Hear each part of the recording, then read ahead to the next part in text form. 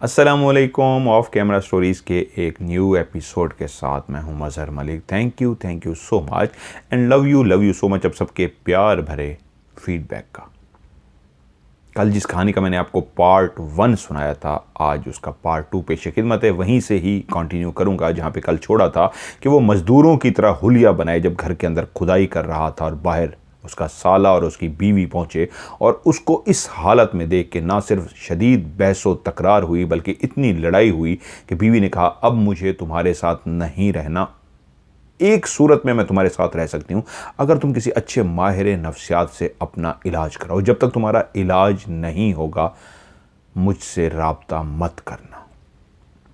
और वो उससे लड़कर अपने भाई के साथ वापस अपने घर चली गई। जिस वक्त लाइबा और बिलावल की आपस में तकरार हो रही थी, वहीं पे बिलावल एक बात मुसलसल दिमाग में सोच रहा था कि ये ख्वाब भी सच हो गया जो मैंने देखा था कि मेरी बीवी मुझसे लड़ रही है। शदीद बहस के बाद वो लड़कर अपने घर चली जाती है और आज ऐसा ही हुआ था, ख्वाब सच हो गया था। उसने लाइबा को काफ़ी कॉलें की लेकिन लाइबा ने कोई भी कॉल अटेंड नहीं की। वो शदीद गुस्से में थी, वो जानता था अब अगला मरहला था उस घर के बेडरूम और सहन के अंदर जितना कुछ वो ज़मीन को खोद चुका था उसको वापस अपनी जगह पे करना था। अब मज़ीद उसने ऑफिस से 2-3 दिन की छुट्टियां ली और दोबारा मट्टी को पुर करने लगा और जो गड्ढे उसने खोदे थे उनको भरने लगा। लेकिन एक बात उसके दिमाग में मुसलसल चल रही थी, वो बहुत खौफजदा था। वो रात को सो नहीं रहा था, वो शदीद परेशान था कि मुझे ख्वाब नहीं देखने, मैं जो भी ख्वाब देख रहा हूं वो हकीकत में बदल जाता है। मैं नहीं चाहता मजीद कोई ऐसा ख्वाब देखूं जो बहुत ही भयानक हो। मुझे नहीं सोना, लेकिन इंसान है, कब तक नींद से भाग सकता है। वो रातों को जागने की कोशिश करता, लेकिन ये कोई तीसरी रात थी मुसलसल उसको जागते हुए कि उसकी आंख लग ही गई। उसने ख्वाब में देखा अदरीस और उसके साथ 3 और लोग जिन्होंने मुंह पे छुपाया हुआ है, मुंह को ढांपा हुआ है। लड़की को कंधे पे अदरीस ने डाला हुआ है और वह घर के अंदर दाखिल होते हैं जिसके बाहर लिखा हुआ है DSP लोधी। वो ख्वाब में देखता है वो उस लड़की को कंधे पे डाले हुए अंदर दाखिल होते हैं और वो तीनों चारों ऐसी भेड़ियों वाली निगाह से उस लड़की को देख रहे हैं, कह के लगा रहे हैं कि अदरीस जाके उस लड़की को जैसे ही बेड पे गिराता है तो उसके चेहरे पे जो बाल आए हुए थे, बाल जैसे ही हटते हैं तो बिलावल की निगाह पड़ती है, ये कोई और नहीं लाइबा है। उसी की लाइबा जिससे वो शदीद प्यार करता था, जिसके लिए उसने पूरे खानदान को छोड़ दिया था, अपना कैरियर दांव पर लगा दिया था, जिससे वो शदीद इश्क करता था। वो उन भेड़ियों के पास थी। यहां तक कि उसने ख्वाब में देखा पहले अदरीस ने और उसके बाद बाकी तीनों ने उसके जिस्म को नोचा। इस अंदाज में उसके जिस्म को नोचा गया कि उसको ख्वाब में देखते हुए अंदाज़ा हुआ कि उसकी मोहब्बत, उसका जुनून, उसका इश्क लाइबा उनकी हवस का निशाना बनते हुए मर चुकी है। तभी उनमें से जिससे एक शख्स ने चेहरा छुपाया हुआ था उसने अदरीस से कहा, इसको इसी घर में ही गाड़ देते हैं। तब उसने देखा कि उसी DSP लोधी के घर के सहन के अंदर वो घर को कदाल के साथ खोद रहे हैं। अच्छा खासा जब उन्होंने नीचे गड्ढा खोद लिया तो उसके अंदर उन्होंने लाइबा को दफना दिया। मट्टी ऊपर बराबर करने के बाद एक शख्स ने अपनी जेब से एक थैली निकाली, उसके अंदर कोई बीज थे। वो बीज उसी जगह पर फेंकने के बाद पानी का छिड़काव किया गया और कहके लगने शुरू हो गए कि अब यहां पे घास उग जाएगी, झाड़ियां उग जाएंगी, फूल उग जाएंगे और अब कोई भी इस लाश का पता नहीं लगा सकेगा। और साथ ही वो हंसना शुरू हो गए। वो जो नींद से भाग रहा था, खौफजदा था कि मजीद कोई ख्वाब ना देखूं, अचानक आंख लगते ही बहुत भयानक ख्वाब देख चुका था। लाइबा वो भी अदरीस के हाथों और उसके 3 और दोस्तों के हाथ थे उसकी पहले इज्जत जाते हुए और फिर उसको मर के जमीन के अंदर दफनाते हुए देखा। उड़ते ही बेचैन हो गया और ऑफिस जाने के बजाय सीधा अपने ससुर, अपने चचा सजावल के घर पहुंचा। जब उसने बेल बजाई तो बाहर यासिर पहुंचा। यासिर ने उसको देखते ही मुंह चढ़ाया और कहा, क्या करने आए हो यहां पे? तुम्हें कहा नहीं था लाइबा ने कि अब मेरे पीछे मत आना? तुम फिर आ गए हो, चले जाओ, तुम घर नहीं आ सकते।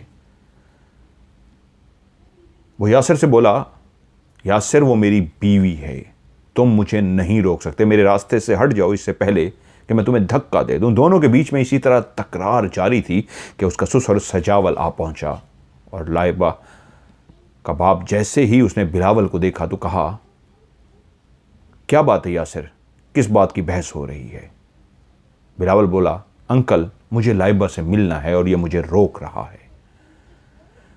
सजावल सारी सूरत हाल को जानता था कि बेटी किस वजह से नाराज होकर घर आई है, लेकिन बेटी का बाप भी तो था और कौन सा बाप चाहता है कि बेटी का घर टूटे।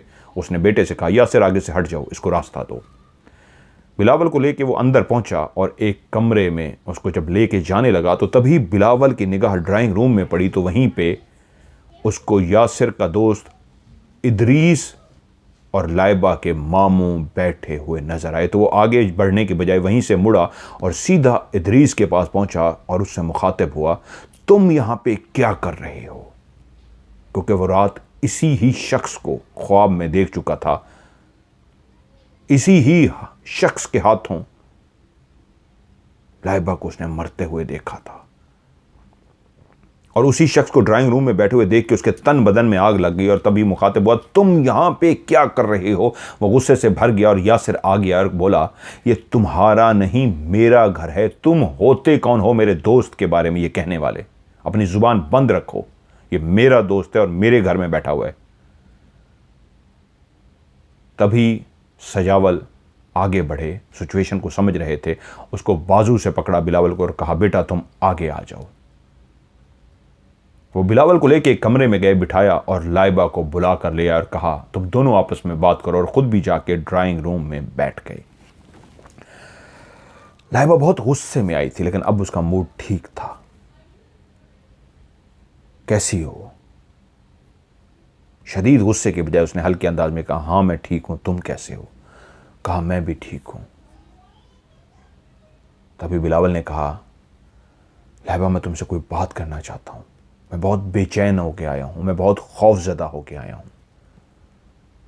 लाइबा बोली, हाँ बोलो, क्या बात है? और बिलावल ने जो रात ही ख्वाब देखा था, भयानक ख्वाब जिसमें अदरीस और उसके दोस्त किस तरह उसको उठाकर एक घर में लेके जाते हैं, उसमें अस्मत दरी करते हैं और किस तरह उसको मार के मट्टी के अंदर दफना देते हैं, वो अपना ख्वाब अभी मुकम्मल भी ना सुनाया था कि लाइबा की आवाज़ ऊंची हो गई और वो गुस्से से बोली, मैं तंग आ गई हूं तुम्हारे ख्वाबों से। उस घर को मैं इसलिए छोड़ के आई थी कि यही ख्वाब ख्वाब ख्वाब, और अब तुम मुझे मनाने आए थे, मैं ये समझी, फिर आके तुमने मुझे बेहुदा अजीब किस्म के ख्वाब सुनाने शुरू कर दिए। तुम पागल हो चुके हो, तुम्हें वाकई सचमुच में इलाज की ज़रूरत है, तुम पागल हो। जब उसने दूसरी दफ़ा गुस्से से लफ्ज़ पागल कहा तो बिलावल को भी गुस्सा आ गया और बोला,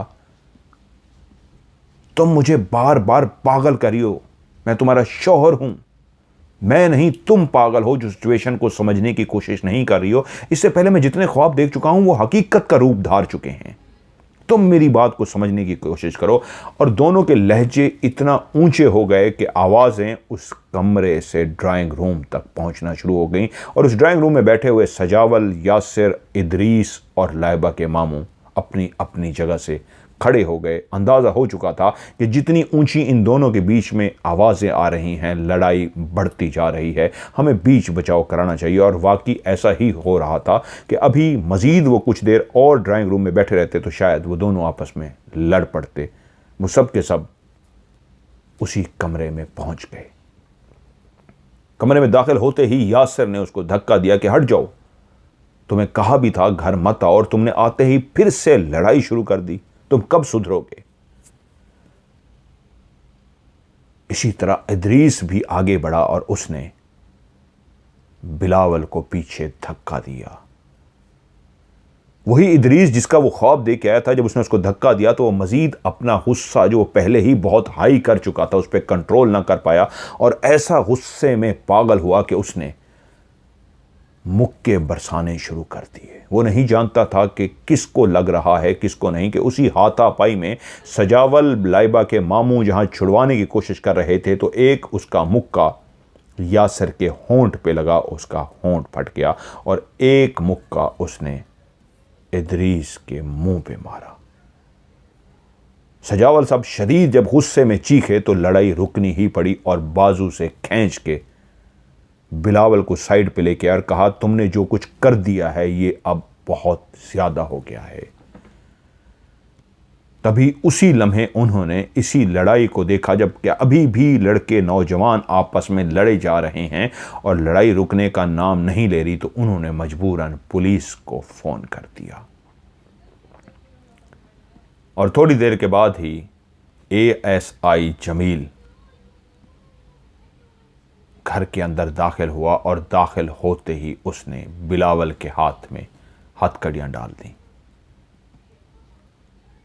जमील दोस्त था बिलावल का, लेकिन मजबूरी थी, वो फर्ज शनास भी था, उसको ऐसा करना ही था क्योंकि शिकायत ही ऐसी की गई थी, क्योंकि वो मार पीट कर रहा था, उसने 2 नौजवानों को जख्मी कर दिया था।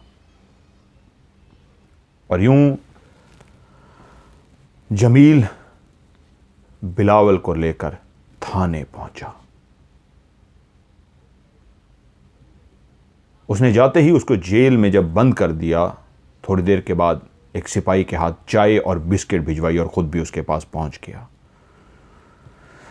अपने दोस्त से मुखातिब हुआ, मैं मजबूर हूं, मुझे ड्यूटी ये करनी पड़ेगी, लेकिन मैं हैरान हूं तुम क्यों पागल हो चुके हो। जब उस लड़की के घर पे आग लगी थी, वो झुलस कर मर गई थी, मैंने तुम्हें उस वक्त भी समझाया था और आज तुम्हें इस हार में लड़ते हुए देख के मैं हैरान हो गया हूं। बिलावल तुम तो ऐसे नहीं थे, क्या हो गया है तुम्हें। तभी बिलावल ने उसको बताया कि मैंने उस वक्त भी तुम्हें ख्वाब सुनाया था जो सच्चा हुआ था। अब मैंने फिर से अपनी बीवी के बारे में ख्वाब देखा है और उसको अपने ख्वाब सुनाने लगा। सारे ख्वाब सुनने के बाद जमील ने उसे कहा, देखो मैं तुम्हें फिर से एक दफ़ा अच्छे दोस्त होने के नाते मशवरा देता हूँ, बहुत बुरे फंसोगे, यहाँ तक कि पागल खाने में दाखिल करा दिए जाओगे। इन ख्वाबों से निकलो, हकीकत की ज़िंदगी में रहो। आज के दौर में कोई इन ख्वाबों को नहीं मानता जो बातें तुम कर रहे हो, कोई भी इन बातों को यकीन नहीं करेगा। हाँ, मैं भी तुम्हें आज एक दोस्त की हैसियत से मशवरा देता हूं, किसी अच्छे माहिर नफ्सियात से अपना इलाज कराओ। वो रात उसने जेल में गुजारी, लेकिन उसका बाप कमाल अहमद अपने भाई के पास पहुंचा और उसे माफ़ी मांगी। उसके बेटे ने जो कुछ किया था उसकी माफ़ी वो मांग रहा था, यहाँ तक कि उसने भाई से कहा उसको माफ़ कर दीजिए, केस को वापस ले लीजिए। और अगले दिन थाने के अंदर कमाल अहमद जब पहुंचा तो उधर से सजावल ने फ़ोन कर दिया कि ठीक है, मैं केस वापस ले रहा हूं, बिलावल को छोड़ दीजिए। जेल से रिहा करते ही दोस्त ने फिर से कहा, एएसआई दोस्त जमील ने, बिलावल अब गलती मत करना, मैं तुम्हें एक अच्छे दोस्त की हैसियत से बार बार मशवरा दे रहा हूं, बहुत बुरे फंस जाओगे और मुझे लग रहा है तुम्हें अकल से काम लेना चाहिए। उसका शुक्रिया अदा करके घर पहुंचा। मां बेचैन थी, बेटा जेल में हवालात में एक रात गुजार कर आया था। मां ने बेटे को गले लगा के बहुत रोई। बेटा लाइबा के लिए छोड़ के घर छोड़ के चला गया था और हालात अब यहां तक पहुंच गए थे, वो जेल गुजार के आ रहा था। वो रात उसने मां के साथ गुजारी और जब रात को सोने के लिए लेटा तो फिर से उसी रात उसने सेम वही ख्वाब देखा जो उसने पहले देखा था। ख्वाब में देखता है वही कि इदरीस अपने 3 दोस्तों के साथ, जिन्होंने मुंह अपने छुपाए हुए हैं, उसको उठा के घर जिसके बाहर DSP लोधी लिखा है लेके जाते हैं और उसको इज्जत लूटने के बाद उसको उसी घर में दफना देते हैं। उसने जैसे ही ख्वाब देखा वो ऐसा बेचैन हो गया कि दूसरी दफ़ा ये मुझे ख्वाब आया है, मेरा पहला हर ख्वाब सच्चा हुआ है और ये दूसरी दफ़ा मुझे दिखाया गया है, मुझे अपनी लाइबा को बचाना है। वो बेचैन होकर खड़ा हुआ और सीधा फिर से चचा यानी सजावल के घर पहुंचा। दरवाज़ा चचा ने ही खोला। सामने भतीजे को देखते ही एकदम से चचा गुस्से में आ गया और गुस्से में बोला, तुम फिर यहां आ गए, तुम्हें मना किया था यहां मत आना, तुम्हारी अभी तक अकल ठिकाने नहीं आई, आखिर तुम चाहते क्या हो? बिलावल बोला, चचा मैंने लाइबा से मिलना है, मैं कुछ भी नहीं चाहता, लाइबा मेरी बीवी है, मुझे कोई भी नहीं रोक सकता, मुझे अंदर जाने दीजिए। चचा बोला, दुआ करो इस टाइम यासिर घर पर नहीं है, अगर वो इस टाइम घर पे होता तो तुम सोच भी नहीं सकते वो तुम्हारी क्या हालत करता।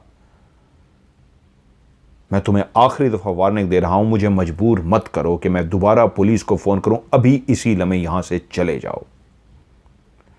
उसने कहा, आपको जो करना है आप कर लीजिए, मैं नहीं जाऊंगा, मैं लाइबा से मिले बगैर अब यहां से नहीं जाने वाला। काफ़ी जब बहस तकरार हो गई और वो वहां से टस से मस ना हुआ तो चचा ने फिर से पुलिस को फ़ोन कर दिया।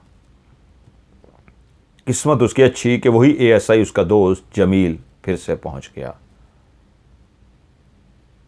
और जमील ने आते ही पूछा, क्या हुआ?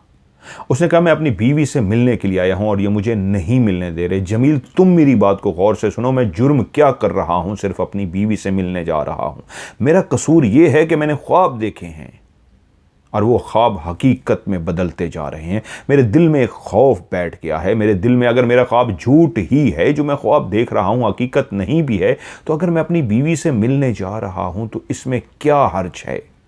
मैं उससे प्यार करता हूं, मैंने अपनी बीवी के लिए घर बार दोस्त नौकरी सब कुछ छोड़ दिया। मैं उसका दुश्मन नहीं हूं, सिर्फ उससे मिलना चाहता हूं, ये मेरा कानूनी हक है और ये मुझे उनसे मिलने नहीं दे रहे, इनसे रिक्वेस्ट करो ये मुझे मिलने दें।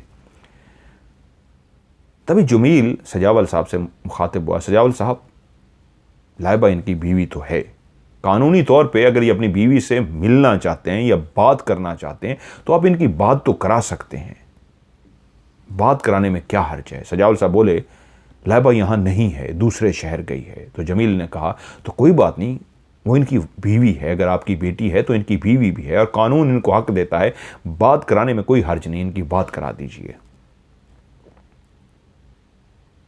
सजावल साहब ने कॉल मिलाई और थोड़ी देर के बाद दूसरी तरफ से यासिर बोला, यासिर, लाइबा से बात कराओ। और जैसे ही लाइबा टेलीफोन पे आई, जी पापा, कहा, ये लो बिलावल से बात करो। बिलावल ने फ़ोन लेते ही कहा, लाइबा कहाँ हो तुम? मैं बहुत परेशान हूँ, तुम्हारी आवाज़ सुन के शुक्र है मैं हौसले में आ गया हूँ, तुम खैरियत से हो? तुम खैरियत से हो ना? उसकी उस उदासी, बेचैनी, उस मोहब्बत भरी आवाज़ को देख के लाइबा भी आराम से बोली, हाँ मैं ठीक हूँ, मैं खैरियत से हूँ, तुम परेशान मत हो। कहाँ पे हो? लाइबा बोली, मैं मीरपुर आई हुई हूँ, मामू के साथ उसी दिन ही मैं मीरपुर आ गई थी। तुम मेरा फ़ोन क्यों नहीं उठा रही हो लाइबा? लाइबा बोली, इसलिए कि मेरा फ़ोन पानी में गिर गया था, मेरा फ़ोन ख़राब हो गया है। अभी पापा ने भी यासिर के नंबर पे कॉल मिलाई है और मैं यासिर के नंबर पे बात कर रही हूँ, मेरा फ़ोन ख़राब है, मैं इसलिए मेरा फ़ोन तुम्हें मुसलसल बंद मिला है। क्योंकि या बिलावल परेशान था कि तुमने जाते ही फ़ोन वो गिला कर रहा था कि जाते तुमने फ़ोन भी बंद कर दिया। उसने कहा, बंद नहीं, ये सच है, मेरा फ़ोन पानी में गिर गया था। कब वापस आना है तुमने? लाइबा बोली, हम लोग कल रवाना होंगे। लाइबा, मैं तुम्हारे बगैर एक पल भी नहीं रह सकता, प्लीज़ खुदा का वास्ता है वापस आ जाओ। लाइबा भी शायद किस मूड में थी, वो भी आराम से उससे बोली, हाँ ठीक है, मैं आ जाऊंगी, परेशान मत हो, क्योंकि जानती थी कि बिलावल उससे बहुत ज़्यादा प्यार करता है, उसके बगैर वाकई नहीं रह सकता, वो ड्रामा नहीं कर रहा था, वो वाकई उससे सच्चा इश्क करता था। हाँ, वो अपने ख्वाबों की वजह से अजीब सा हो गया था, पागल सा हो गया था, साइको सा हो गया था, लेकिन ये सच है वो लाइबा से बहुत प्यार कर रहा था। लाइबा इस बात से डर रही थी कि इन ख्वाबों को देखते हुए कहीं ऐसा जुनूनी ना हो जाए कि उसी का ही कत्ल करके कह दे मैंने ख्वाब देखा था, मैं तुम्हारा कत्ल कर रहा हूँ, और वो उसको कत्ल कर दे। ये बातें सोच के वो डर गई थी, लेकिन इस वक्त दूर बैठे हुए जब उससे बात कर रही थी तो उसके दिल में भी नरमी पैदा हुई। उसकी मोहब्बत भरी आवाज़ को सुन के वो भी बोली, परेशान मत हो बिलावल, मैं कल आ जाऊंगी। और यूं थोड़ी देर फ़ोन पे बात करके फ़ोन बंद हो गया। तभी सिजावल ने जमील का भी शुक्रिया अदा किया। ठीक है, मैंने आपको जहमत दी, और बिलावल से कहा अब तुम यहाँ से जा सकते हो, मैंने तुम्हारी बात करा दी। जमील तो अपने पुलिस स्टेशन चला गया, लेकिन बिलावल उसी लम्हे फैसला कर चुका था कि दूसरी दफ़ा मैंने ख्वाब देखा है और मैं नहीं चाहता मेरी बीवी के साथ कोई ऐसा हादसा हो। उसी लम्हे ही उसने ट्रेन का टिकट लिया और मीरपुर के लिए रवाना हुआ।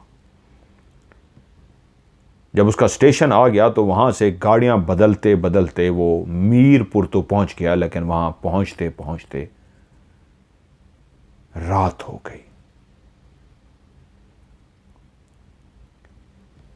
जब वो वहाँ पहुँचा और उसने पता किया कि यासिर और लाइबा कहाँ हैं, तो मीरपुर घर वालों ने बताया कि वो तो शाम को ही इदरीस की पेजारों में बैठ के रवाना हो चुके हैं। इस वक्त वो रास्ते में होंगे अपने घर के। वो लेट हो गया था, वो वहाँ से रवाना हो गए थे, लेकिन अब उसके लिए एक मज़ीद खौफनाक खबर थी कि इदरीस की पेजारों में बैठ के यासिर और लाइबा गए थे। वही इदरीस जिसको वो ख्वाब में देख चुका था, जिसको उसने अपने साले को समझाने की कोशिश भी की थी कि इससे बचो, और वो उसी के साथ ही लाइबा को लेके गया था। वो और डर गया।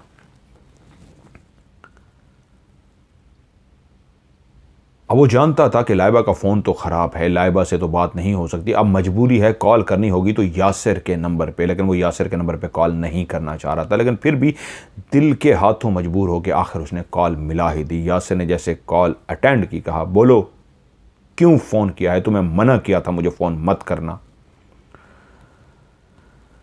यासिर,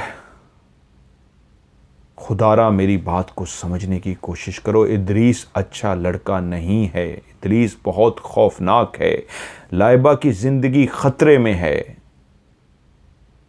मैं लाइबा को बचाना चाहता हूँ और तुम लाइबा को इदरीस के साथ ही लेके निकल पड़े हो। खुदारा मेरी बात को समझने की कोशिश करो। अभी वो बोल ही रहा था कि गुस्से में इदरीस ने आखिरी जुमला कहा, मैं तुम्हारी इन्हीं बातों से शदीद चिढ़ खाता हूँ। और फ़ोन ना सिर्फ कट कर दिया, बल्कि उसके बाद जब दोबारा उसने कॉल मिलाई तो आगे से फ़ोन बंद था। यकीनन यासिर ने अपने फ़ोन को ऑफ कर दिया था। अब उसके पास कोई और ऑप्शन नहीं था कि वो वापसी क्या राह ले, क्योंकि रात गुजारना का कोई फ़ायदा नहीं था, वो लोग वहाँ से जा चुके थे। अब ट्रेन सुबह आनी थी। जैसे कैसे वो स्टेशन तक पहुँचा, गाड़ियों से वो वैगनें तब्दील करता करता रेलवे स्टेशन तक भी पहुंच गया और ट्रेन में सवार होके अपनी मंजिल मकसूद की तरफ रवाना हो गया। वहां पहुंचते पहुंचते उसको शाम हो गई और वो जानता था अब शाम हो चुकी है, लाइबा और यासिर घर पहुंच गए होंगे। तो वो सीधा स्टेशन से उतरती उसने टैक्सी ली और सीधा सजावल के घर पहुंचा। लेकिन जैसे ही घर पे पहुंचा तो वहां पे लोगों का रश देखा तो उसका दिल तेजी से धड़कने लगा। कुछ बहुत खौफनाक हो चुका था। पुलिस की गाड़ियां भी आई हुई थीं और लोगों का भी हजूम था। वो तेजी के साथ टैक्सी से उतरा और आगे बढ़ा कि क्या हुआ है, ये सब लोग यहां पे क्यों जमा हैं। तो उसी लम्हे उसका दोस्त एएसआई जमील आगे बढ़ा 2 सिपाहियों के साथ और उसने फौरन उसके हाथों में हथकड़ी डाल दी और उसने जमील से पूछा, जमील क्या हुआ है, मुझे क्यों पकड़ रहे हो, ये लोग यहाँ पे क्यों जमा हैं, मुझे बताओ तो सही। तो उसी लम्हे इदरीस और सब इंस्पेक्टर तारिक आगे बढ़े। उन्होंने कहा कि तुमने यासिर और लाइबा को कत्ल कर दिया और तुम अब ड्रामेबाजी कर रहे हो कि यहाँ पे क्या हुआ है।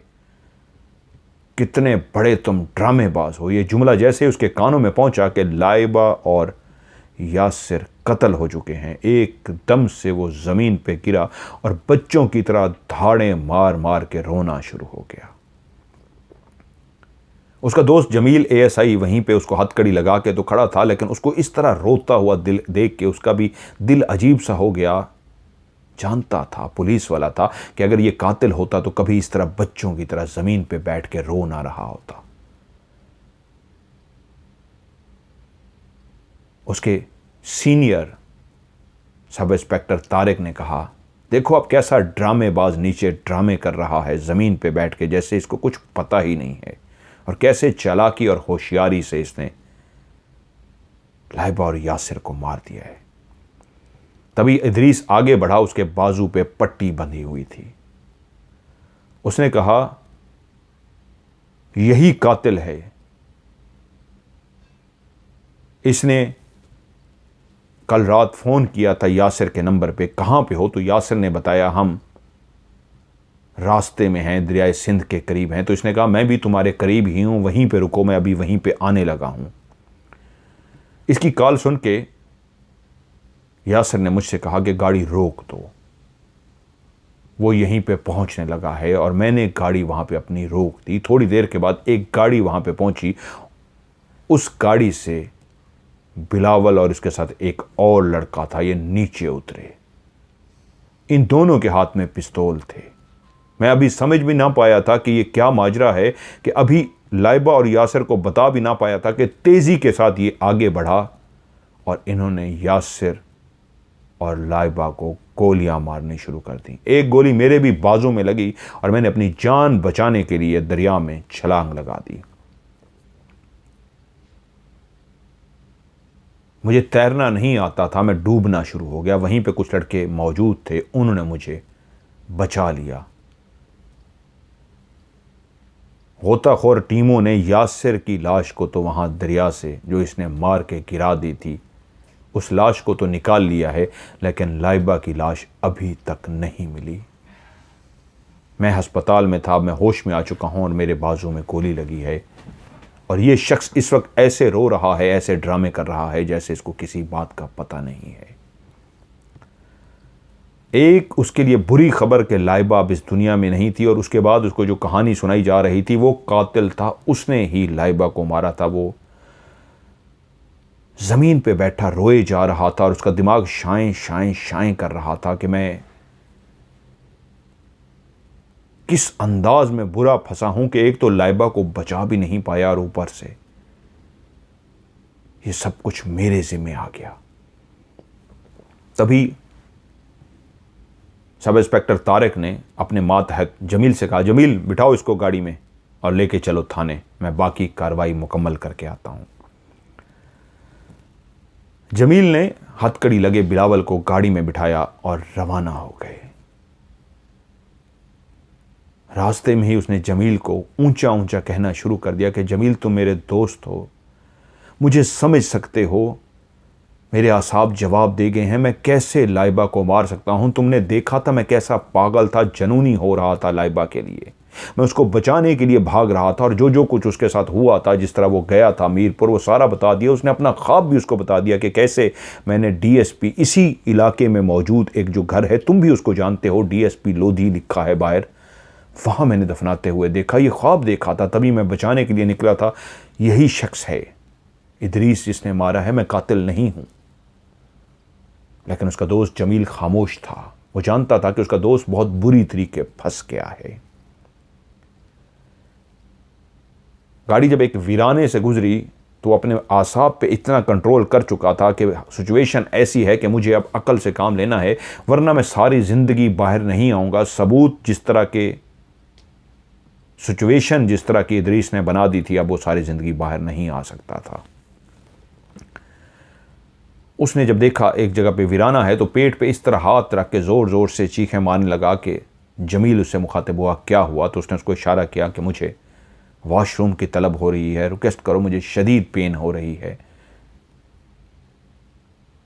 जमील ने उसको नीचे गाड़ी से उतारा और उसकी हथकड़ियाँ खोल दी कि ठीक है, जाओ इस साइड पे वॉशरूम कर लो।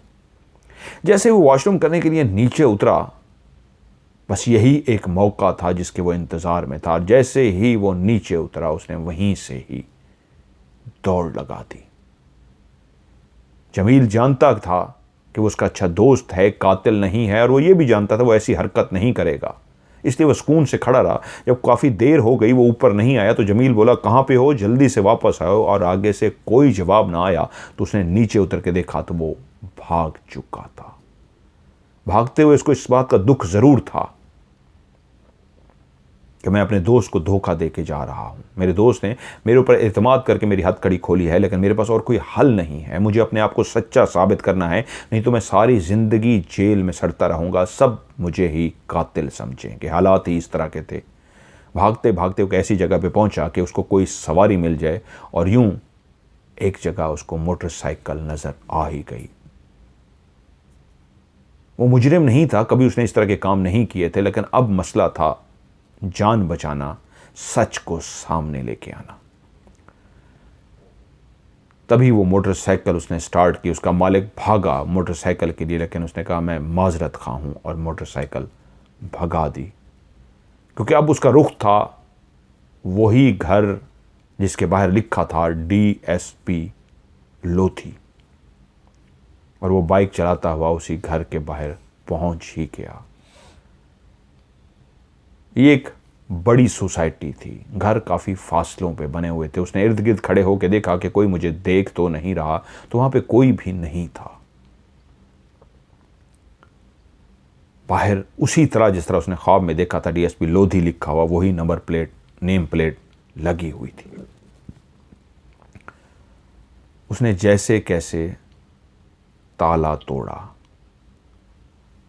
ताला तोड़ के जैसे ही वो अंदर हुआ तो उसको तलाश थी किसी ऐसे औजार की, किसी ऐसी चीज़ की जिससे वो उस ज़मीन को खोद सके। और काफ़ी ढूंढने के बाद उसको एक कुदाल और बेलचा मिल ही गया। काफ़ी पुराना लगता था, जंग आलूद सा, लेकिन उसके लिए काफ़ी था। उस बेलचे और कुदाल को उठाए हुए उसी सहन की तरफ वो रवाना हुआ जहाँ पे उसने देखा था ख्वाब में लाइबा को दफनाते हुए। जैसे वो लान में पहुंचा तो उसने देखा झाड़ियां तो उगी हुई हैं।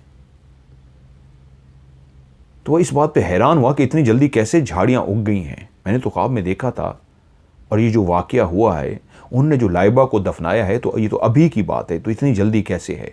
लेकिन उसका दिमाग काम नहीं कर रहा था। उसने ज़मीन को खोदना शुरू कर दिया।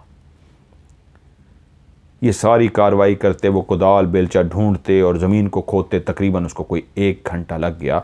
और जब ज़मीन खोदते खोदते उसने एक जगह पे कुदाल मारी, नीचे एक इंसानी हाथ बरामद हो गया, और ये किसी और का नहीं, लाइबा का हाथ था। लाइबा का हाथ। उसका जिस्म कांप रहा था। अब वो ज़मीन खोदना चाह रहा था, लेकिन उसका वजूद उसका साथ नहीं दे रहा था। उसकी इश्क, उसका जनून, उसका प्यार, उसकी बीवी लाइबा ज़मीन में दफन थी, और उसका हाथ नजर आ रहा था। उसने कुदाल को फेंका और हाथ से उस मट्टी को हटाना शुरू कर दिया। उसकी दिल की धड़कन बहुत तेज थी। उसको लगता था कि वो अभी बेहोश हो जाएगा, इस मंजर को नहीं देख सकेगा। हाथ से मट्टी हटाते हटाते पूरा लाइबा का बाजू उसके सामने आ चुका था, और उसके हाथ अब और लरज रहे थे। उसके अंदर हिम्मत नहीं थी कि उसको पीछे से एक आवाज सुनाई दी, अच्छा तो तुम पहुंच ही गए। उसने पीछे मुड़ के देखा तो सब इंस्पेक्टर तारिक वहां पे मौजूद था, और तारिक के साथ अशरफ मौजूद था। अशरफ को वो जानता था, वो इसी इलाके में उसको कई दफ़ा देख चुका था। तारिक सब इंस्पेक्टर इस वक्त सादा कपड़ों में था, वर्दी में नहीं था, लेकिन उसके हाथ में पिस्तौल था, और पिस्तौल का रुख उसकी तरफ था।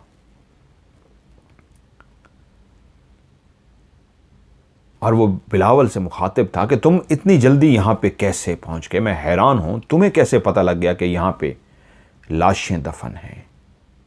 और तुमने आते ही खोदना शुरू कर दिया। तो तभी अशरफ बोला, यार देर मत करो, हमें इन चक्रों में नहीं पड़ना, इसको जल्दी से मारो और इसको भी यहीं इन लाशों के साथ दफन कर दो। उधर इदरीस जश्न के लिए हमारा इंतज़ार कर रहा होगा, हमें वहाँ पे पहुँचना है, इसको जल्दी से ठिकाने लगाओ और निकले हम यहाँ से। उसका दिमाग घूम रहा था, लफ्ज़ लाश नहीं लाशें इस्तेमाल हुआ था। तभी तारिक ने कहा, हाँ ठीक कहते हो, वक्त ज़ाया नहीं करना चाहिए, इसको भी यहीं पे गाड़ देते हैं, इसको राज खुल गया है।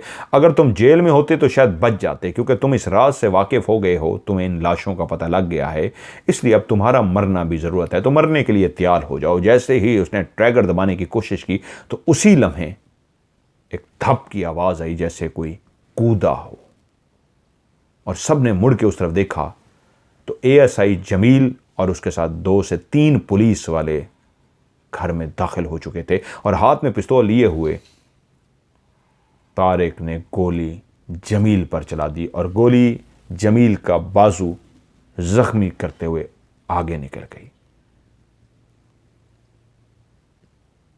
जमील के साथ आए हुए तीनों पुलिस एहलकार पहले ही अलर्ट थे, उनके हाथ में भी असला था। उन्होंने जैसे देखा कि जमील को गोली मारी है, बेशक मारने वाला उनका बॉस था, सब इंस्पेक्टर था, वो उसके मातहत थे, लेकिन उनको पता लग गया था कि अगर उन्होंने गोली ना चलाई तो वो उनको भी मार डालेगा। तो उनकी बंदूकों से गोलियां निकली और उन्होंने उसी लम्हे तारिक को भून डाला।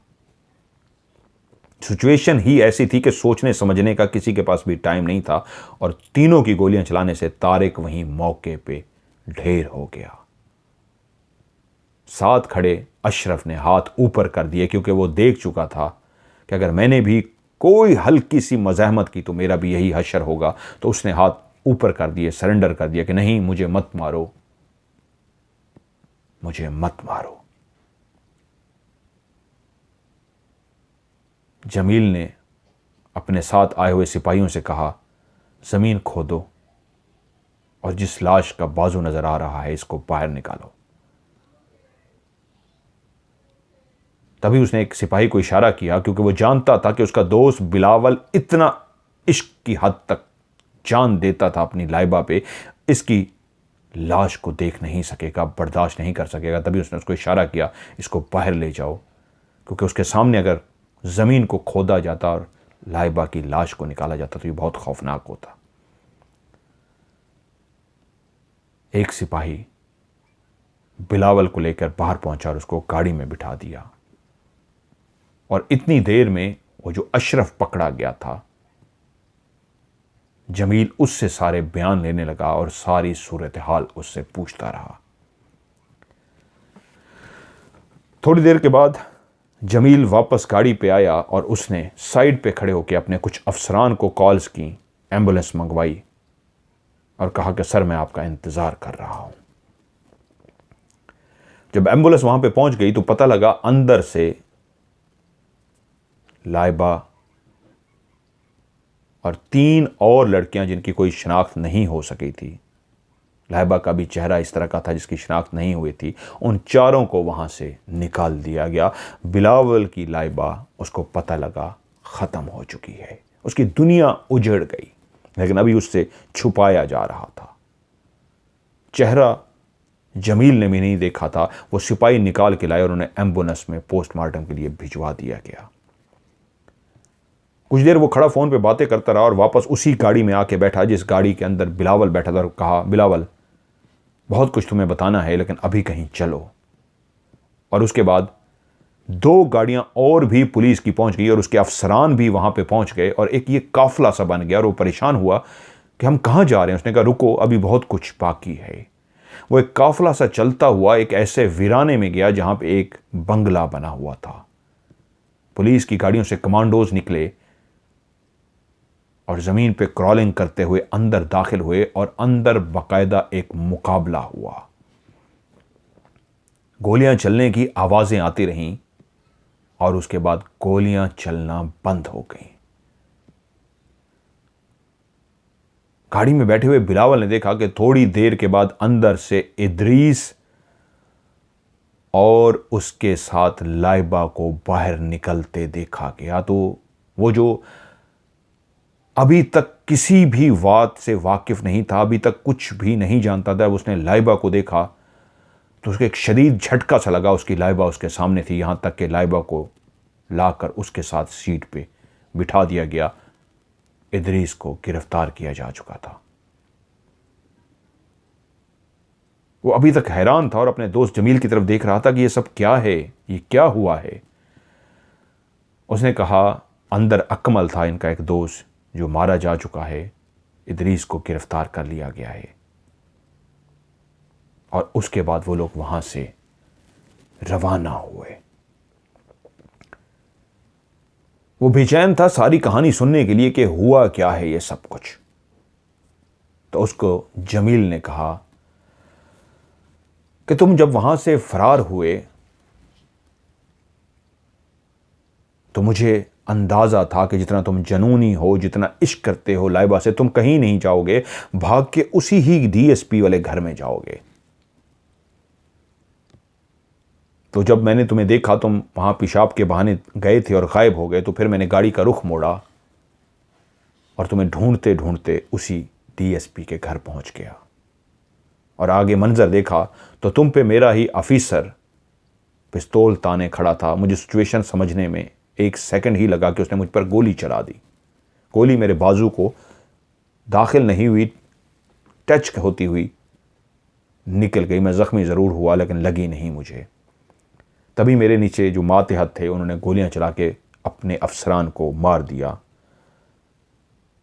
मैंने अपने अफसरान को सारी सूरत हाल बताई। अंदर से जो लाशें भी बरामद हुई थी वो 3 लड़कियों की पुरानी लाशें थीं और 1 लड़की की लाश ऐसी थी जिसको कुछ अर्सा पहले दफनाया गया था। इसी दौरान वहां पे मौजूद शौकत से मैंने सारी सूरत हाल पता कर ली। ये जो घर है ये डीएसपी लोधी साहब ने अपने लिए बनवाया था। वो बहुत ही फर्ज शनास ईमानदार ऑफिसर थे। उन्होंने प्लाट लिया था और यहां पे अपना एक घर बनाया। जब वो घर बन चुका, किस्मत ने उनको मौका ना दिया, उनको दिल का दौरा पड़ा और वो अल्लाह को प्यारा हो गए। उनका बेटा उस वक्त एएसआई था, तारिक। बाप से वो डरा रहता था। बदमाश तो उस वक्त भी था, रिश्वतखोर तो उस वक्त भी था, लेकिन फिर भी बाप से कुछ ना कुछ डर जाता था। बाप के मरने पे तो उसको आज़ादी ही मिल गई। वो खुल के रिश्वत लेने लगा, शराब पीने लगा और हर वो बुरा काम करने लगा जिससे मना किया जाता है। वहीं पे उसकी दोस्ती हुई इदरीस से, अकमल से, और उनके घर के साथ रहता था उनका चौथा दोस्त। ये चारों अच्छे दोस्त बन गए। इस घर को उसने रिहाइश की बजाय अपना वो ठिकाना बना लिया जहां पे वो अक्सर लड़कियों को लेके आते, उनकी इज्जतें लूटते, शराबें पीते और वक्त गुजारते थे। तारिक एक भेड़िया सिफत शख्स था। शराब का दिलदादा और लड़की का दिलदादा था। जब वो लड़की को इस घर में लेके आते थे तो वो इस तरह वहशी अंदाज में उसके साथ सलूक करता था कि उसको पता तक नहीं लगता था कि वो लड़की मर चुकी है और वो वहशी बना होता था। लेकिन वो चारों दोस्त एक दूसरे के ऐसे राजदार थे कि उसके बाद उस लड़की को उसी ही घर के सहन में दफना देते। ये अब उनकी अयाशी का ठिकाना था। 3 लड़कियां ऐसी उनके हत्थे चढ़ी जो उन्होंने बात नहीं मानी और उन्होंने उसकी इज्जत तो लूटी लेकिन उसको गला दबा के इसलिए मार दिया, इनको पता था कि वो बाहर राज उगल देंगी। ये चारों इसी तरह अयाशियां करते रहे। एक दिन तारिक वर्दी पहन के ऑफिस के लिए शाम के टाइम रवाना होने लगा तो उसके बाकी तीनों दोस्त अदरीस, शौकत और अकमल पहुंचे। उनके हाथ में एक विलायती शराब थी। उन्होंने उसको दिखाते ही कहा कि लो तुम्हारी आज दावत है, देखो क्या लेके आए हैं। उसने जैसे ही देखा तो फौरन कहा गाड़ी में आ जाओ, रास्ते में ही पीते हैं। और यूं पुलिस की गाड़ी में ही बैठ के तारिक और उसके तीनों दोस्त शौकत, अकमल और इदरीस शराब पीते रहे। शराब पीते रहे, इधर उधर फिरते रहे, इधर उधर फिरते रहे, यहां तक कि शहर के बाहर दरिया वाली साइड पे चले गए। वहीं पे रात के टाइम उनकी निगाह पड़ी, एक मेहरान गाड़ी खड़ी थी और उसमें एक जोड़ा बैठा हुआ था। वो अपनी गाड़ी को उसके करीब लेके गए, उसमें जब रोशनी मारी तो वो जोड़ा नया नया शादीशुदा जोड़ा था और एक दूसरे के साथ मोहब्बत में मसरूफ था। जाते ही तारिक जो वर्दी में था, नशे में धुत था, लड़की से बोला, कौन है ये, क्या कर रहे हो रात के इस पहर? तो वो लड़का बोला, सर ये मेरी बीवी है, मेरी इससे शादी हुई है और हम यहां वैसे घूमने फिरने के लिए आए हैं। उसने कहा, अच्छा तेरी बीवी है, रात को तू घूमने फिरने के लिए आया है, निकाहनामा दिखा।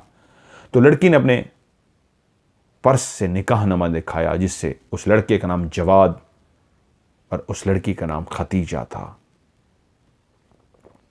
रुखसाना था। उसने कहा, अच्छा तो तुम रुखसाना हो और ये जवाद हैं, तुम्हें शर्म नहीं आती रात के टाइम इस तरह की हरकतें करते? उसने कहा, मियाँ बीवी हैं, हम वक्त गुजार रहे हैं, दरिया पे आए हैं, वैसे हमें मंजर अच्छा लगा तो हम बैठ गए, इसमें गुनाह क्या है? आप गलत कर रहे हैं, आपका ये जो स्टाइल है बात करने का बहुत बदतमीज़ाना है। वो पहले ही शराब के नशे में धुत था, उसको इस अंदाज में जवाद का बोलना इंतहाई बुरा लगा। उसने एक ज़ोरदार थप्पड़ उसके मुंह पे मारा और कहा, बंद करो अपनी ये बकवास, तुम मुझे सिखाओगे, निकालो जो कुछ तुम्हारे पास है। तो जवाद ने कहा, आप हमारे साथ अच्छा नहीं कर रहे। तो उसने उसको और थप्पड़ मारे और उसकी जेब में जो कुछ भी था, उसका पर्स, पैसे, सब कुछ निकाल लिए और उसको गिरबान से पकड़ के अपनी गाड़ी में बिठा दिया और साथ में रुक उस लड़की को भी। गाड़ी अभी थोड़ी ही दूर चली थी कि उसने चलती हुई गाड़ी में अपना पिस्तौल निकाला और उसके सर पर गोली मार दी। जवाद के सर में गोली लगते ही वो वहीं पे ढेर हो गया। वो बीवी थी, अभी 15 दिन पहले उनकी शादी हुई थी। रुखसाना ये मंजर देख के बेहोश हो गई। उसके शौहर को अपनी आंखों के सामने गोली लगते हुए और लथपथ होते हुए जैसे ही देखा तो वहीं गिरी और वो बेहोश हो गई। और वो नशे में धुत चारों उस रुखसाना को लेके उसी डीएसपी लोधी के घर पहुंचे, जो इस वक्त उस बेटे का था, जो बाप की जिंदगी में तो कुछ तमीज के दायरे में था, बाप के मरते ही वो अब इंतहा को पहुंच चुका था। वो वहां बैठ के शराब पीते रहे, यहां तक कि वो लड़की होश में आ गई और जैसे ही उठी वो उठ के भागने लगी। तारिक ने उसको बालों से पकड़ लिया और कहा, नहीं नहीं नहीं, एक सूरत में जाने दूंगा, तुम जा सकती हो, एक सूरत में जाने दूंगा, ये थोड़ी सी दवाई पी लो, ये जो हमारे साथ दवाई है ना, ये दवाई थोड़ी सी पी लोगी तो फिर मैं तुम्हें जाने दूंगा, नहीं पियोगी तो मैं नहीं जाने दूंगा। वो लड़की हाथ जोड़ती रही, मिन्नतें करती रही, मुझे जाने दो, खुदा का वास्ता है मुझे जाने दो। तो वो जालिम वहशी बन चुका था, वो एक असल में था भी भेड़िया। उसने उसके नाक को पकड़ा, ज़बरदस्ती मुंह को खोला और शराब उसके मुंह में उंडेलना शुरू कर दी। अच्छी खासी शराब जब उसके अंदर जा चुकी तो वो बेचारी उठ के खड़ी हुई, भागने के लिए लड़खड़ाई और ज़मीन पर गिर गई। अब वो चारों जानते थे कि अगला कदम उनका क्या होगा। वो मिल बांट के शिकार करते थे और मिल बांट के शिकार को खाते थे और वही शुरू हुआ शिकार को खाना, उसकी इज्जत के साथ खेलना। जब उस भेड़िए तारिक की बारी आई तो वो नहीं जानता था कि वो इस दरिंदगी से, भेड़िएपन से उसके साथ इन्वॉल्व था, कि उसको पता तक न लगा कि उसके नीचे वो जो एक मासूम सी रुखसाना है कब की दम तोड़ चुकी है। और जब उन्होंने देखा कि रुखसाना मर चुकी है तो उन्होंने कहा, जहां 3 और पहले दफन है इसको भी दफना दो। तो उन्होंने वहीं पे ही रुखसाना को भी दफन कर दिया। रुखसाना मर तो चुकी थी लेकिन उसकी रूह भटक गई। रुखसाना कहां गई कोई भी नहीं जानता था। शौकत ने यह बताया कि जब हमने उसको वहां पे दफना दिया तो उसके ऊपर हमने बीज डाल दिए ताकि झाड़ियां वगैरह उग जाएं और किसी को पता ना लगे। और यह सारी कहानी शौकत ने उस वक्त सुनाई थी जिस वक्त वो अंदर दाखिल हुआ था, ये देखने के लिए कि बिलावल अंदर गया होगा अपने ख्वाब के हिसाब से उसी जगह को देखने के लिए। तो एएसआई जमील जब वहां पहुंचा तो मंजर ये था। जब तारिक गोलियों से भून डाला गया तो शौकत ने बाकी कहानी सारी ये सुनाई थी जो उसने उसको भी सुना दी। और शौकत ने उसको बताया उस लड़की को दफनाने के बाद रईस, जिसने जैसे ही लाइबा को देखा तो उस पर अपना दिल हार बैठा। वो जानता था बिलावल और लाइबा एक दूसरे को पसंद करते हैं, उसके बावजूद उसने उसके वालिद के पास अपना रिश्ता भेज दिया। और उसका वालिद भी अब अमीर हो चुका था सिजावल, तो उसने देखा एक रईस ज़ादे का रिश्ता आया है, तो उसने भी अपने भाई की तरफ हुई मंगनी को तोड़ा और रिश्ता तय कर दिया। लेकिन इन दोनों ने क्या किया, इन्होंने भाग के कोर्ट मैरिज कर ली और वो इस इंतजार में था कि वो बदला ले सके। शौकत बता रहा था कि जिस रात इसने यासिर के नंबर पे कॉल की थी, यासिर इसको इतना ही कह सका था कि आज के बाद मुझे कॉल मत करना, और उसने गुस्से में फोन बंद कर दिया। ये कोई दरिया के किनारे पे खड़े नहीं थे, गाड़ी चल रही थी। तभी उसी वक्त रईस अदरीस के दिमाग में एक शैतानी ख्याल आया। उसी ने गाड़ी रोकी एक जगह खाने के बहाने, और उस खाने के अंदर नशा आवर अद्वियात मिला दी। खाना खाते ही वहां से चल पड़े और थोड़ी ही देर के बाद यासिर और लाइबा बेहोश हो गए। वहीं पे ही रईस अदरीस ने यासिर को गोली मारकर पानी के अंदर गिरा दिया। अपने दोस्तों को फोन किया और कहा कि तुम लोग लाइबा को यहां से लेके जाओ। शौकत, अकमल और तारिक लाइबा को लेके वहां से चले गए और खुद उसने अपने बाजू पे गोली मारी और दरिया में छलांग मार दी। ड्रामे में रंग भरने के लिए कि यह सारा वाकया है, उसने अपने आप को भी जख्मी किया। और जब दो लड़कों ने उसको बचाया तो उन्होंने गवाही दी, हां हमने इसको डूबते हुए बचाया था, इसको तैरना नहीं आ रहा था। वो एक और हकीकत बन गई। और अगले दिन जब वो अपनी पट्टी करवा कर पहुंचा और उसने सबको बताया तो सबको उसकी बात पे यकीन आ गया। उसने बेहतरीन कहानी घड़ी थी और उसने लाइबा को जहां पे इन लोगों ने रेड की थी वहां पे अकमल के साथ भेज दिया कि तुम वहीं पे रुको, हम जश्न मनाएंगे। पहले ये मेरा शिकार होगी, उसके बाद तुम तीनों भी इस शिकार को खा सकोगे। लेकिन हुआ ये कि बिलावल जब लोधी हाउस के बाहर पहुंचा तो वहीं पे शौकत मौजूद था और उसने देख लिया कि बिलावल ताला तोड़कर अंदर दाखिल हो रहा है। तो तभी उसने तारिक को फोन किया कि तेरे घर के अंदर बिलावल दाखिल हुआ है।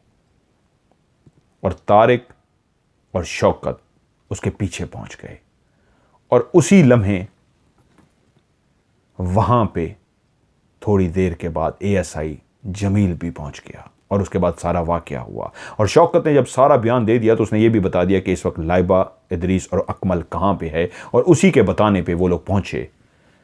अकमल मारा गया, इदरीस और लाइबा को निकाल लिया गया।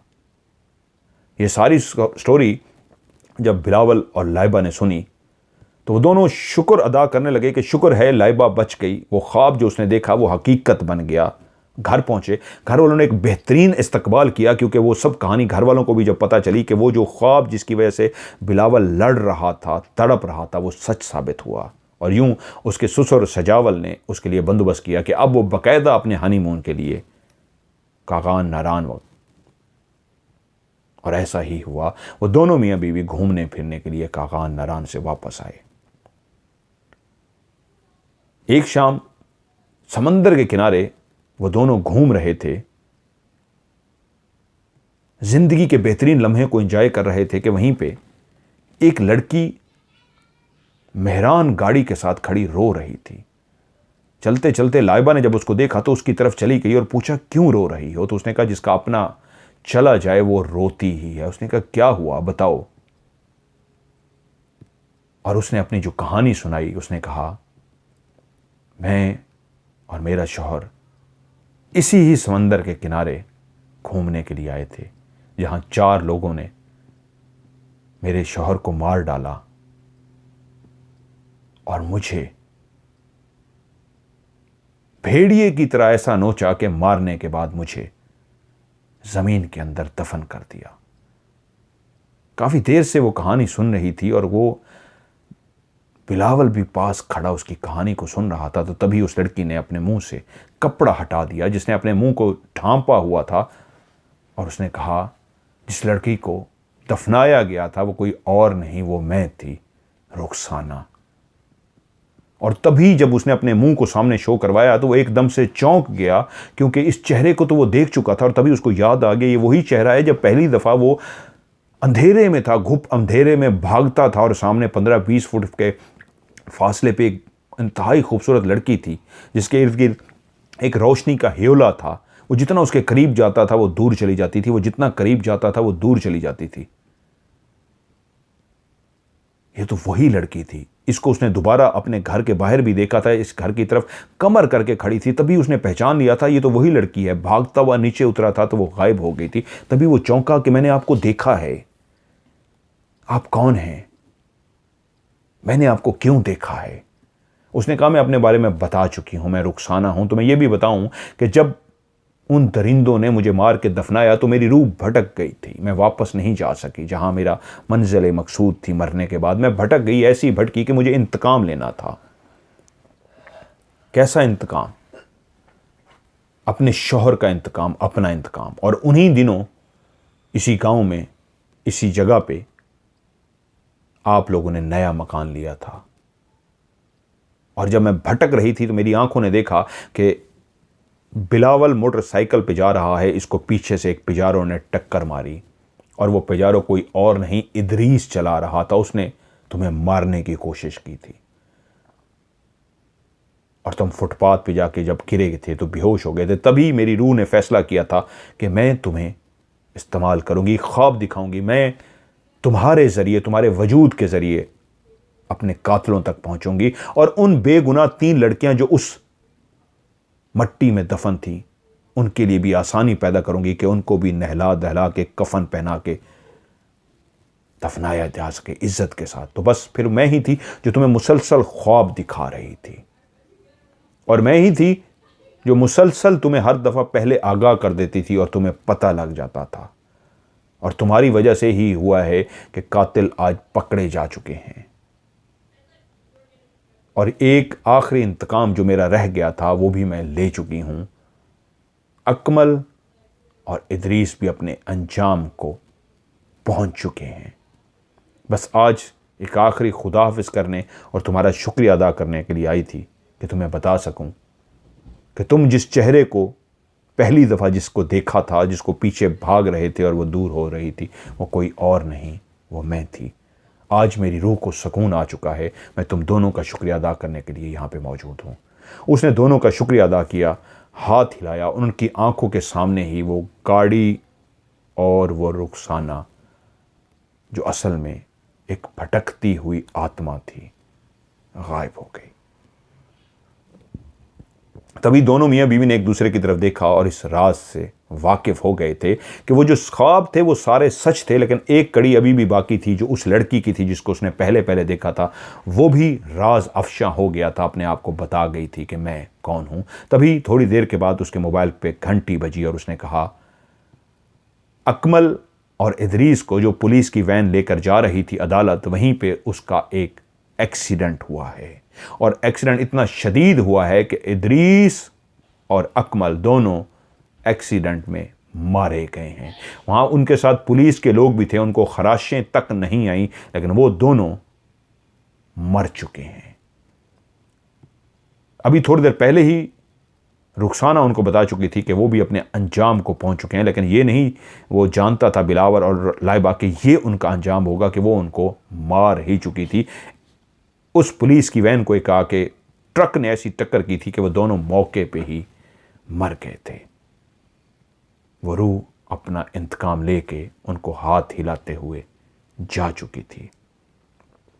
लाइबा और बिलावल अपनी जिंदगी में उसी तरह वापस लौट गए, लेकिन उसके बाद कभी भी बिलावल को कोई ख्वाब नजर नहीं आया। गहरी नींद सोया, कई ख्वाब आए, लेकिन ऐसा कोई भी ख्वाब ना उसको कभी नजर आया जिस तरह वो पहले ख्वाब देखता था। लेकिन आज भी वो कहते हैं मियाँ बीवी जब कभी भी उन वाक़यात, उन चीज़ों को याद करते हैं तो वो ख्वाब जो हकीकत बनकर उनके सामने आते रहे, वो उसी ख्वाबों की वजह से आज एक खुश व खुरम ज़िंदगी गुजार रहे हैं। उन्हीं ख्वाबों की वजह से किसी का इंतकाम पूरा हुआ और उन तीनों लड़कियों को इज्जत के साथ दफन कर दिया गया। ये एक बहुत ही अजीब सी कहानी थी जो मुझे सुनाई गई और जिसको मैं भी सुनाते हुए भी बहुत सारी चीज़ें कुछ आगे पीछे भी हो रही थी। बड़ी मुश्किल होती है ऐसी कहानी, लिखने में तो आसान होती है, सुनाने में इनको लफ्ज़ ब लफ्ज़ बड़ा मुश्किल होता है। बड़ी मुश्किल कहानी थी, फिर भी मैंने कोशिश की। कल पार्ट 1 सुनाया, आज आपको पार्ट 2 सुनाया। कहानियों का सिलसिला ये हमारा जारी रहेगा। आप भी मुझे कहानी अपनी भेजिएगा, इंशाल्लाह आपकी कहानी को भी OCS का मैं हिस्सा बनाऊंगा। मेरा व्हाट्सएप का नंबर है पाकिस्तान का कोड 009231366555 रिपीट करूंगा 009231366555 इस पे मुझे आप अपनी कहानी भेजिए, इंशाल्लाह आपकी कहानी को भी OCS का हिस्सा बनाऊंगा। आज की OCS से मदर मलिक को दीजिए इजाज़त। अपना ढेर सारा ख्याल रखिएगा। खुदा हाफिज़।